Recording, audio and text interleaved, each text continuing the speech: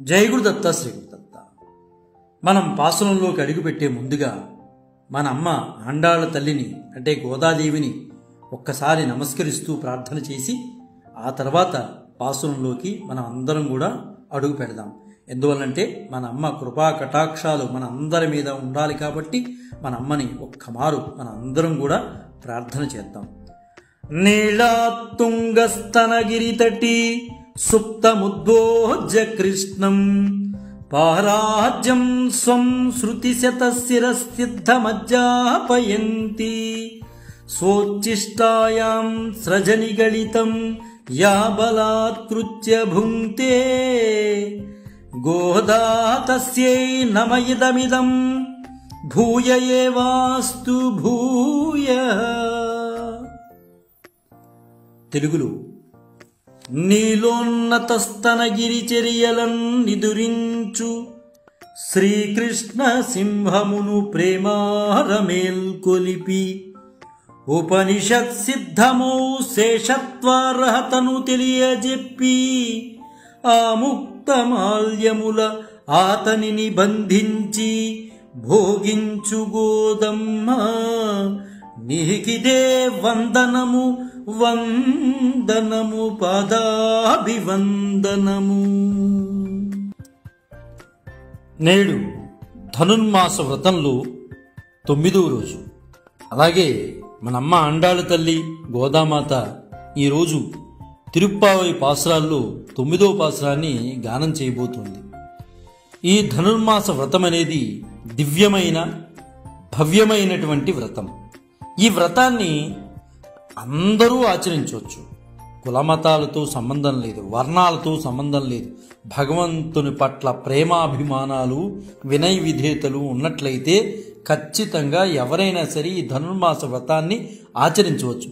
అయితే ఈ భవ్యమైన వ్రతానికి కావాల్సింది మాత్రమే భగవంతునిపై ప్రేమ అనేది మాత్రం కావాలి. ఈ విధంగా మన అమ్మ ఈ ధనుర్మాస వ్రతాన్ని ప్రారంభించి మొదటి పాసురంలో తన తోటి గోపికలను ధనుర్మాస వ్రతానికి రమ్మని అందరినీ కూడా అమ్మ ఆహ్వానిస్తూ ఉంటుంది. నిజానికి వారందరూ కూడా అక్కడ ఉన్నటువంటి గోపికలందరూ కూడా భాగ్యవంతులే. అప్పుడు అమ్మ అంటుంది, నిజానికి మీ ఆనందాలు ఆనందాలు కావు, మీరు భాగ్యవంతులైనప్పటికీ కూడా మీ ఆనందాలు ఆనందాలు కావు. భగవంతుణ్ణి భక్తితో ఆరాధిస్తే భగవంతుడు మురిసిపోతాడు. ఆ మురిసిపోయే ఆనందమే మన ఆనందం. ఆయన బాధపడితే అదే మనకి బాధ అని మన ఆనందాలు కానీ మన బాధలు కానీ కాదు, భగవంతుడి ఆనందమే మన ఆనందం అని అమ్మ చాలా చక్కగా ధనుర్మాస వ్రతానికి వాళ్ళందరినీ సంసిద్ధులు చేస్తూ అమ్మ అందరినీ కూడా ఆహ్వానిస్తూ ఉంటుంది మొదటి పాసురంలో.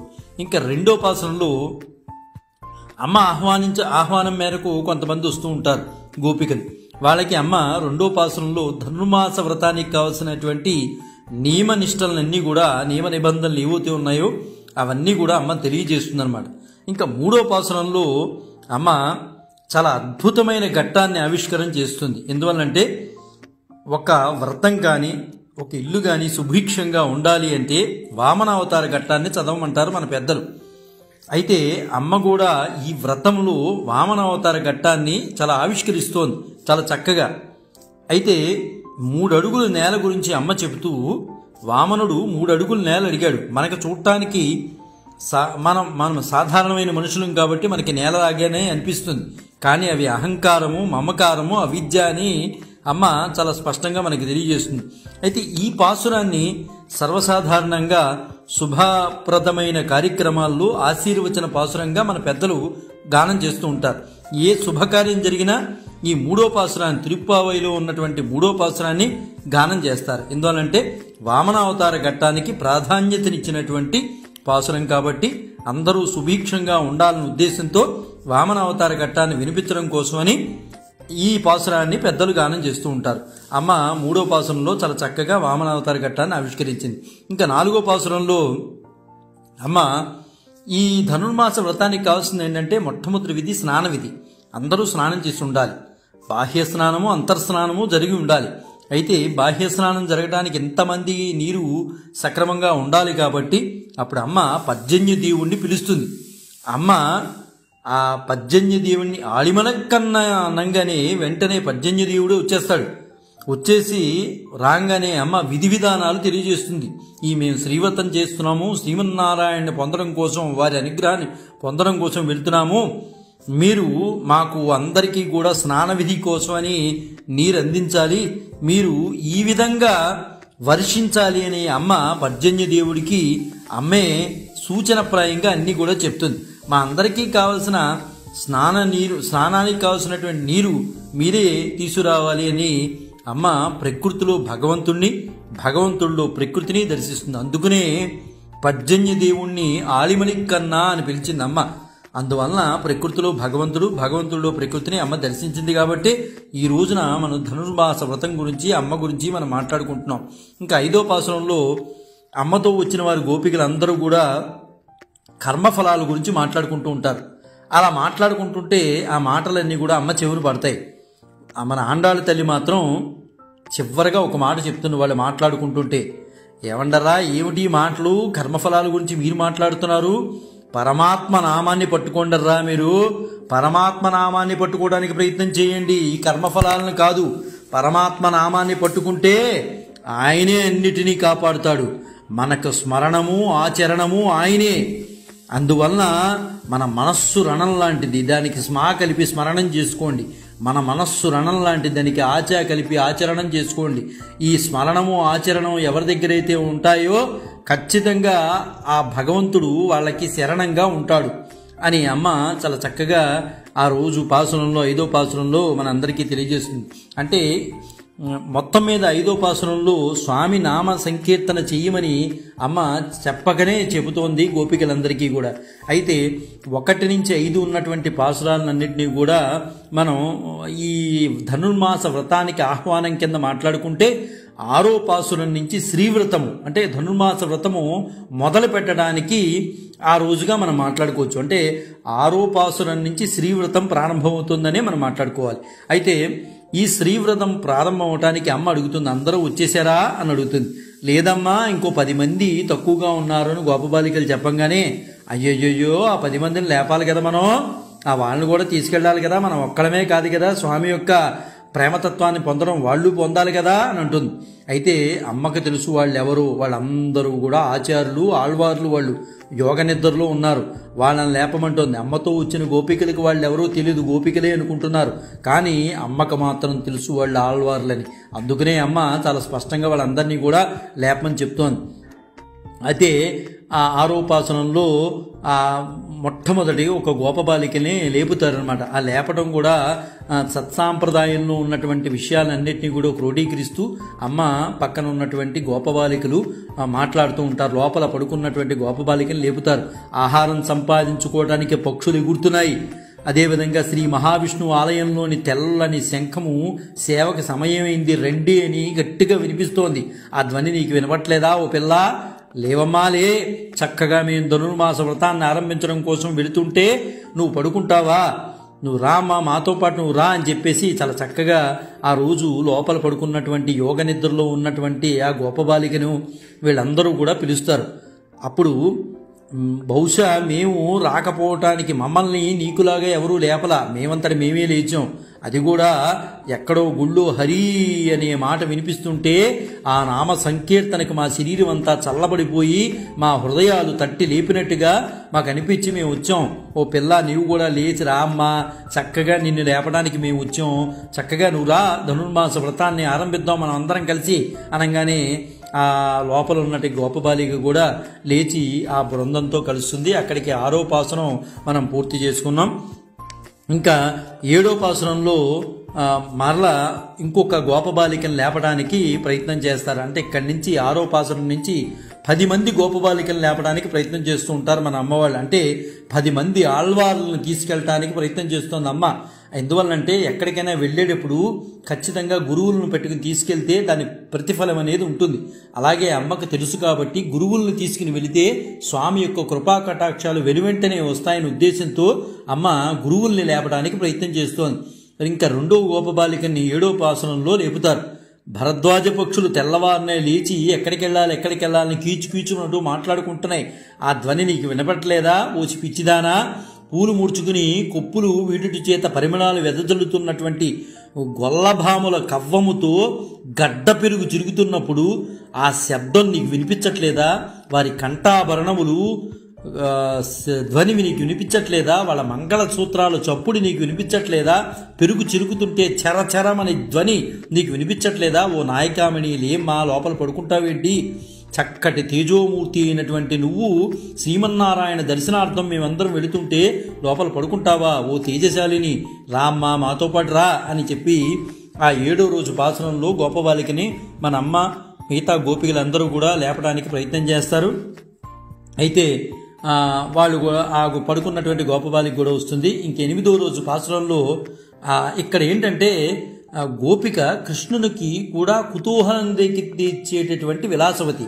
అంటే కృష్ణుడికి కూడా ఈ అమ్మాయి మీద కుతూహలం ఎక్కువగా ఉంటుంది. ఆ అమ్మాయి అంత విలాసవతి అనమాట. పరిపూర్ణమైన స్త్రీత్వం కలిగినటువంటి ప్రౌఢ కింద మనం మాట్లాడుకోవాలి. అంటే ఆ అమ్మాయికి ఏంటంటే కృష్ణుని వద్దకు నేను ఎందుకు వెళ్ళాలి, కృష్ణుడే మన దగ్గరికి రావాలి అని ధీమాతో పడుకుంటుంది అమ్మాయి. అయితే దాన్ని మనం వేరే విధంగా కాకుండా అచంచలమైన విశ్వాసంతో, అంటే పొగరని మాట కాకుండా అచంచలమైన విశ్వాసంతో మనం మాట్లాడుకోవాలి. ఇక్కడ అమ్మ కూడా అదే ఉంటుంది. అచంచలమైన విశ్వాసంతో లోపల పడుకున్నటువంటి యోగ నిద్రలో ఉంది. ఆ అమ్మను లేపడం కోసం వీళ్ళందరూ కూడా వెళ్ళి అక్కడ పాసురాన్ని పాడతారు. ఎందువల్లంటే శ్రీకృష్ణుడే వస్తాడు, నా గురించి ఆయనే రావాలి, భక్తులంటే ఆయనకి ఇష్టం కాబట్టి ఆయనే రావాలి, మనం ఎందుకు వెళ్ళాలి అనే ఉద్దేశంతో లోపల యోగ నిద్రలో పడుకుని ఉంటుంది. అందువల్ల వీళ్ళందరూ వెళ్ళి అమ్మని లేపుతారు. అమ్మ, తూర్పు దిక్కు తెల్లబడుతోంది, అదేవిధంగా ఆ గేదెలు వాళ్ళు మేత మేయటానికి వెళ్ళిపోతున్నాయి, పిల్లలందరూ వ్రతక్షేత్రంకు పోచున్నారు, అలా వెళ్ళేవాళ్ళని మేము ఆపి మేము నిన్ను పిలవటానికి వచ్చాం కుతూహలంగా. ఓ పిచ్చిదానా, ఏంటమ్మా ఓ పిల్ల, నువ్వు పడుకుంటావేంటి? చక్కగా కృష్ణుని యొక్క గుణగానాలు మేము గుణగానము చేస్తూ మేము వెళుతుంటే నువ్వు చక్కగా పడుకుంటావా? నువ్వు కూడా రామ్మా. ఆయన మనం అందరం వెళ్ళేటప్పటికీ ఒకటే మాట అనుకుంటాడు, అయ్యో చిన్న పిల్లలందరూ కలిసి వచ్చి గానం చేసుకుంటూ నన్ను చూడటానికి వచ్చారా అని బాధపడిపోయి మన పట్ల ప్రేమాభిమానాలు కలిగి ఉంటాడమ్మా. ఆయన వస్తాడు నీ మీద ప్రేమే, కానీ మనం వెళ్ళామంటే ఆయన మురిసిపోతాడు, రామ్మా అని చెప్పి చక్కగా లోపల పడుకున్నటువంటి గోపబాలికని 8వ పాసనంలో మన అమ్మ వాళ్ళందరూ కూడా లేపడం జరుగుతుంది. ఇంకా 9వ పాసనంలో మాట్లాడుకుంటే, అంటే ఈ రోజు పాసనంలో చాలా చక్కటి విషయాలు మనం మాట్లాడుకోవాలండి. ఎందువల్లంటే శ్రీవ్రతం ప్రారంభమైన దగ్గర నుంచి 6-7 పాసరాలు, అంటే మొదటి 2 పాసరాలు, అంటే 6వ పాసనం 7వ పాసనంలో శ్రవణ ప్రాముఖ్యతను అమ్మ తెలియజేసింది. మరి 8వ పాసనంలో మనన దశని వివరిస్తుంది. 8వ పాసనంలో అంటే నిన్న మాట్లాడుకున్నటువంటి పాసనంలో అమ్మ మనన దశని వివరించింది. ఇంకా 9, 10, 11, 12 అంటే ఇవాళ రేపు ఎల్లుండి అవతలెల్లుండి పాసరాల్లో ధ్యాన దశను నిరూపించబడుతుంది. ఎంత చక్కగా ఉందో చూడండి ఈ పాసరాలన్నీ కూడా. అంటే ధ్యానంలో పరాకాష్ఠనుందిటినటువంటి గోపిక ఈరోజు లోపల పడుకుని ఉంది. అటువంటి గోపికను లేపడానికి ఎంత ప్రయత్నం చేస్తున్నానంటే, అంటే ధ్యానములో ఇంకా ఆమె తర్వాతే ధ్యానించాలి అంటే అక్కడ గోపికలు ఎవరు పనిచేయరు. ఆమె ఎలా ధ్యానిస్తుందో అందరికన్నా ఎక్కువ ధ్యానంలో ఉంటుంది ఆమె. అలాంటి ఆమెను తీసుకెళ్తే శ్రీకృష్ణ పరమాత్మ ముడిచిపోతాడు. ధ్యానము అంటే ఆ గోపిక తర్వాతే లోపల పడుకున్నటువంటి 9వ రోజు, అంటే మనం 9వ పాసురంలో చెప్పబోయేటటువంటి గోపిక లోపల పడుకున్నటువంటి గోపికే ఇంకా పరాకాష్ఠ అనమాట. ధ్యానానికి పరాకాష్ఠ ఆమె. ఆమెను లేపుకు తీసుకువెళితేనే శ్రీకృష్ణుడు దర్శనం అవుతుందని అమ్మ గ్రహించి అటువంటి ఆచార్యులను, అటువంటి ఆళ్వార్లను అమ్మ లేపుతోంది. ఎంత చక్కగా గానం చేస్తుందంటే అమ్మ, ఎంత చక్కగా పాసురాన్ని గానం చేసి లోపల పడుకున్నటువంటి గోపబాలికలను లేపడానికి గోపికలు, మన అమ్మ ఆండాళ్ళ తల్లి అందరూ ప్రయత్నం చేస్తున్నారు. ఎందుకంటే ప్రయత్నం, ఆ మొక్క రాకపోతే ఉపయోగం ఉంది, అందరూ వచ్చారు కదా వెళ్ళిపోవచ్చు కదా అంటే వస్తారు వెళ్ళిపోతారు. కానీ ధ్యానంలోనే పరాకాష్ఠ నొందినటువంటి వ్యక్తిని వదిలేసి అమ్మకు వెళ్ళటం ఇష్టం లేదు. ఎందువనంటే వాళ్లే ఆళ్వారు, ఆచార్యులు. చక్కగా పడుకుని ఉంది యోగ నిద్రలో, శ్రీకృష్ణుడి గురించి తాదాత్మ్యం పొందుతోంది లోపల. అటువంటి వ్యక్తిని వదిలేసి వెళితే దర్శనం అవుతుందా? కాబట్టి అటువంటి గురువుల్ని వదిలేసి మన స్వార్థం మనం చూసుకుంటే మనకు ఫలితాన్ని మనం పొందలేం. అందువలన చక్కటి గురువులు వెంట తీసుకుని వెళితే మన ఫలితం అనేది ఖచ్చితంగా మనకి దివ్యమైన ఫలితం వస్తుంది, భవ్యమైన ఫలితం వస్తుందని అమ్మ తెలుసు కాబట్టే అందుకునే ఈ వ్రతంలో అమ్మ ఖచ్చితంగా 9వ పాసురంలో ధ్యానంలో పరాకాష్ఠ పొందినటువంటి గోపికను అమ్మ లేపుతోంది. ఎంత చక్కగా గానం చేస్తోందో అమ్మ. మనం కూడా అమ్మతో పాటు గానం చేద్దాం. చేసిన తర్వాత అమ్మ ఎలా లేపింది అనే విషయాన్ని మనం తెలుసుకోవడానికి ప్రయత్నం చేద్దాం. தூமணி மாடுத்து சுற்றும் விளக்கைரிய தூபம் கமலத்து இளலை மேல் கண் வளரும் மாமன் மகளே மணிக்கதவம் தாழ் திறவாய் மாமீரவளை எழுப்பீரோ உன் மகளத்தான் உமையோ அன்றிச்சவிடோ அனந்தலோ ஏம பெருந்தையில் மண்டிரப்பட்டாலோ மாமயன் மாதவன் வைகுண்டன் என்றென்று நாமம் புலவும் நவின்றேலோ ரெம்பாவாய். మేలిరతనాల మేడలో చుట్టూ దీపాలు వెలుగా దీపాలు వీవ మేలి తల్పాన నిదిరించు ఓ మామ కూతురా, ఓ మామ కూతురా, మణి తల్పు గడి తెరువు అత్త ఆమెను లేపవమ్మా. నీ తనయ మూగదా లేక చెవిటిదా, అలసినదా, కావలి ఉంచినారా, మంత్రం వేసినారా? మహామాయావి మహామాయావి మాధవా వైకుంఠవాస అని పలు తిరునామములు అనుసంధించుము. ఆమె మేల్కొనగ జగతికే మంగళము కూర్చు మన శ్రీ వ్రతము. ఆహా, ఎంత చక్కగా అమ్మ గానం చేసిందండి 9వ రోజు పాసురాన్ని. ఎంత అత్యద్భుతంగా గానం చేసింది అమ్మ. అమ్మ గానం చేసింది కాబట్టే లోపల ఉన్నటువంటి ఆచార్యులు లేవగలిగారు. ఎంత అద్భుతంగా అమ్మ గానం చేసింది. అసలు ఏమిటనే విషయాన్ని మనం తెలుసుకోవడానికి ప్రయత్నం చేద్దాం. అమ్మ లోపల ఉన్నటువంటి గోపబాలికని అంటోంది, నీ మేడ పరిశుద్ధ మణులతో నిర్మించబడింది. నీ మేడ మీద ఉన్నావు నువ్వు. ఆ మేడ సామాన్యమైంది కాదు, శుద్ధ మణులతో, ప్యూర్గా ఉన్నటువంటి మణులతో నిర్మించబడింది. ఆ మేడ మీద చక్కటి సెయ్యి మీద పడుకుని ఉన్నావు, చక్కటి మంచం మీద నువ్వు నిద్రపోతున్నావు. నీ చుట్టూ దీపాలు వెలుగుతున్నాయి, అగరధూపం కూడా పరిమళిస్తోంది. మాకు తెలుసు, అగరబత్తి వాసన కూడా వస్తోంది. వెంటనే ఆ అమ్మాయిని వదిలేసి ఆ మినువు మొత్తం, ఏమిటి మేము వచ్చామన్న సంగతి కూడా నీకు తెలియదా, అన్నీ మర్చిపోయేవా నువ్వు? ఏమిటమ్మా నువ్వు నిద్రలోనే ఉన్నావా అసలా? వా అత్త కూతురా అంటే ఇక్కడ అమ్మ ఎంత సంబంధం కలిపిందో. సంబంధము కలపంగానే కొంచెం చనువు ఏర్పడుతుంది. అందువలన లోపల ఉన్నటువంటి దివ్య పురుషురాలైనటువంటి ఆ గోపబాలికని అమ్మంటోంది, ఓ అత్త కూతురా లేచి రావమ్మా, మణికవాటపు గడియ తీవమ్మా. అంటే ఎంత చక్కగా ఉందా, అంత ఇల్లంతా మణులతో నిర్మించబడి ఉంది. అంటే అంత వెలుగుందనమాట. లోపల పడుకున్న వాళ్ళు ఎవరో మనకు అర్థమవుతుంది కదా. ఇప్పుడు అంత ధ్యానంలో పరాకాష్ఠతో ఉన్నారు కాబట్టి ఆ ఇల్లు మణిద్వీపంలాగా కనిపిస్తోంది. ఆ మణి కవాటపు అంటే ఆ గడి తీయమ్మ, మణులతో కట్టబడినటువంటి ఆ గడి ఉంది చూసా, గడి తీసుకు లోపల బయటికి రామ్మా, ఓ అత్త కూతురా. ఎంత చక్కగా రిలేషన్ గెలిపిందో. ఓ అత్త కూతురా లేచి రావమ్మా, చక్కగా వెళ్దాం అని అంటుంటే లోపల ఉన్నటువంటి గోపబాలిక నుంచి ఏ రకమైన సమాధానం రాదు. ఓ అత్త కూతురా నిన్నేనమ్మా, ఆ మణి కవాటపు గడి తీసుకురావమ్మా అనగానే ఇంకా మాట్లాడు. వెంటనే వీళ్ళు ఏం చేస్తారు, అత్త కూతురా అని ఎప్పుడైతే కలిపారు, ఒక రిలేషన్ కలిపారు, ఒక సంబంధాన్ని కలుపుకున్నారు, వెంటనే ఇంకా అమ్మాయిని వదిలేసి అత్త మీద పడ్డారు. ఓ అత్త నువ్వు ఎక్కడున్నావు అత్త, నీవైనా ఆమెను లేపత్త. ఏమిటిది, నీ కూతురు మోగదా చెవిటిదే, పోనీ ఏమైనా అలిసిపోయిందే, లేకపోతే లేస్తే నువ్వేమైనా ఒప్పుకోనని ఏమైనా అన్నావా? ఒకవేళ అది లేస్తుంటే నువ్వు లేవద్దని ఏమైనా కాపలా కాస్తున్నావా? ఏమిటమ్మా ఇది, ఆమెకు మంచి నిద్ర పట్టేటట్లు ఏదైనా మంత్రం ఏమైనా ఎవరి ద్వారానే వేయించేవా? ఏమిటమ్మా, మేము అందరూ ధనుర్మాస వ్రతం చేస్తూ వస్తూ మీ అమ్మాయిని పిలుచుకుని వెళ్దాం అనుకుంటూ అత్త కూతురా అని పిలిస్తే రావదేంటి, పడుకుంటుందేంటి, అంత ముద్దు నిద్ర. మహామాయావి మాధవా వైకుంఠవాస అను పెక్కు నామాలు పాడుతుంటే ఆమె మాతో మాతో కలిసి వస్తుందేమో, మేలుకుని మాతో చేరుతుందేమో అని మేము చూస్తున్నాం అని గోదామాత పిలుస్తుంది. మాధవా వైకుంఠవాస మహామాయావి అనగానే లోపల పడుకున్నటువంటి గోపబాలిక వెంటనే లేచేస్తుంది. యోగ నిద్రలో ఉన్నటువంటిది ఆ ఆళ్వార్లు ఆచార్యులు ఎవరైతే ఉన్నారో ఆ అమ్మ ధ్యానంలో ఉంది, పరాకాష్ఠను ఉంది.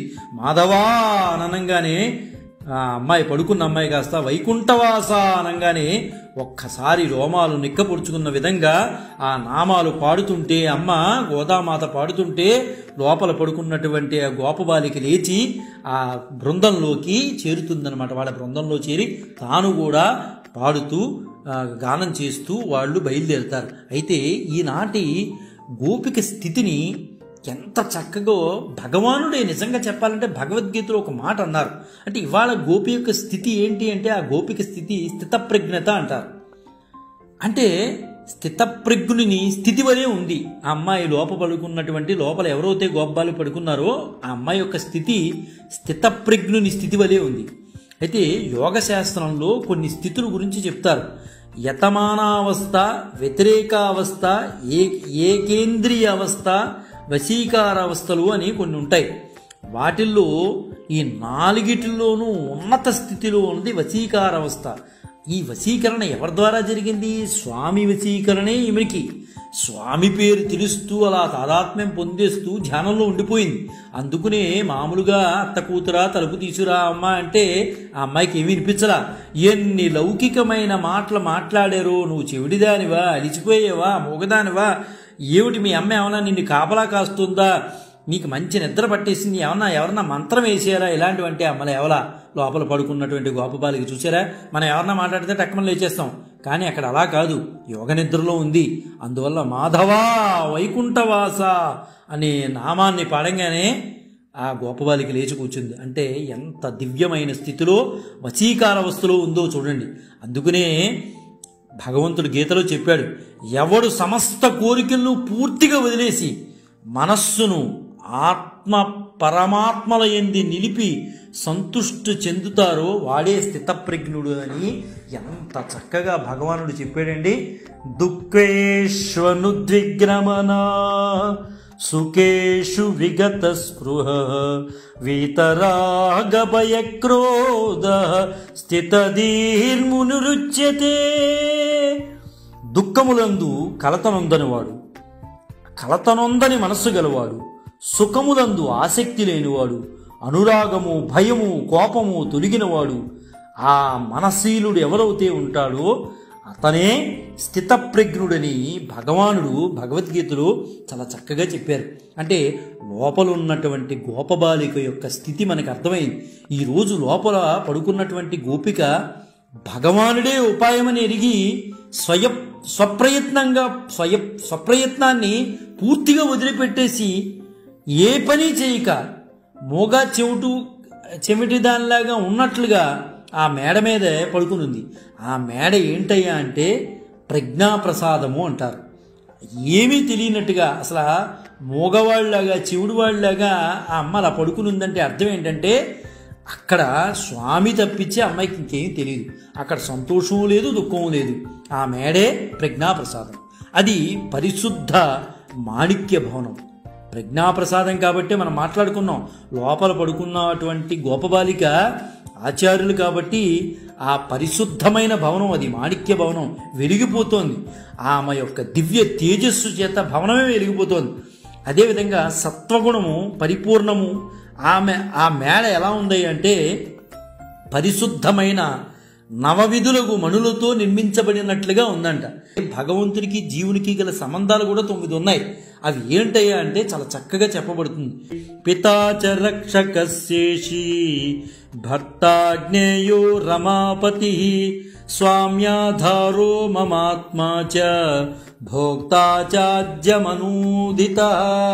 ఎంత చక్కగా పరమాత్మకు జీవుడికి గల సంబంధాలను చెప్తోంది ఇక్కడ. ఎలా ఉండాలట? జీవులకు పరమాత్మకు గల ఉన్నటువంటి సంబంధం తండ్రి, రక్షకుడు, శేషి, భర్త, జ్ఞేయుడు, స్వామి, ఆధారము, ఆత్మ, భోక్త. సహజంగా ఇందులో అందరికీ కూడా 7 విషయాలు తెలుసండి. తెలియనివి ఏంటంటే శేషి ఒకటి, జ్ఞేయుడు ఒకటి తిరిగిపోవచ్చు. శేషి అంటే శేషభావము. శేషభావం అంటే మనం అన్ని విధములా పరమాత్మకే చెందుతామన్న భావన్నే శేషి అంటారు. ఇంకా జ్ఞేయ అంటే మనకు తెలుసు, జ్ఞాతృభావము అంటారు. అనగా సర్వజ్ఞానములచే తెలుసుకొనబడిన వాడే పరమాత్మ. ఆయన తప్పించి నాకేమీ తెలియదు అనుకోవడమే జ్ఞేయ సంబంధం. అక్కడ జ్ఞాతృభావము అంటారు. అన్నీ నాకు తెలుసు పరమాత్మ గురించి అనే ఉద్దేశంతో మనం మాట్లాడేదే జ్ఞేయభావం. అయితే ఈ 9 విధ సంబంధములచే పరమాత్మను భావించుట ప్రజ్ఞ అనబడుతుంది. ఈ ప్రజ్ఞ స్థిరముగా ఉండుటే స్థిత ప్రజ్ఞావస్థ అంటారు. ఈ ప్రజ్ఞావస్థ ఉండుట చేత మనస్సుకు ప్రసాదం ఏర్పడింది. ఆ ప్రసాదమే ఈ గోపికా ప్రసాదం. అదే మేడ. ఈ మేడలో మణుల కాంతి చేతనే ప్రకాశిస్తోంది. అంటే లోపల దీపం వెలిగించారంటే అర్థం ఏంటి? మంగళప్రదం. ఆ దీపం శాస్త్రంలో ఏం చెప్తుంది? జ్ఞానదీపంగా చెప్తుంది. అంటే జ్ఞానాన్ని పంచుతోంది.